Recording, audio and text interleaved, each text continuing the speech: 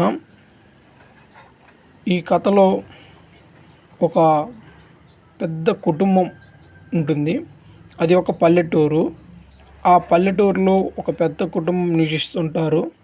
ఆ కుటుంబంలో తాతయ్య, పిల్లలు అంతా సంతోషంగా జీవిస్తుంటారు. ప్రతిరోజు ఉదయం వేప చెట్టు కింద కూర్చొని పిల్లలకి పాఠాలు చెప్తుంటాడు. వాళ్ళ అమ్మ ఒకరోజు ప్రత్యేకమైన వంట వారందరికీ వండి పెడదామని చేస్తుంది. పిల్లలందరూ కలిసిమెలిసి స్కూల్కి వెళ్ళేవాళ్ళు. చాలా పాటలు పాడుకుంటూ ఆనందంగా జీవించేవాళ్ళు. ప్రతి ఆదివారం కలిసి భోజనం చేసేవారు. పాటలు పాడుకుంటారు. చిన్న చిన్న తగాదాలు వచ్చినా ప్రేమతో పరిష్కరించుకుంటారు. వాళ్ళ కుటుంబం ఐక్యతకు ప్రతీక. గ్రామంలోని అందరికీ ఆదర్శంగా నిలుస్తుంది. పెద్ద కుటుంబం అనేది కేవలం రక్త సంబంధాలకే కాదు, మనుషులతో ముడిపాట్లకు ఉదాహరణ.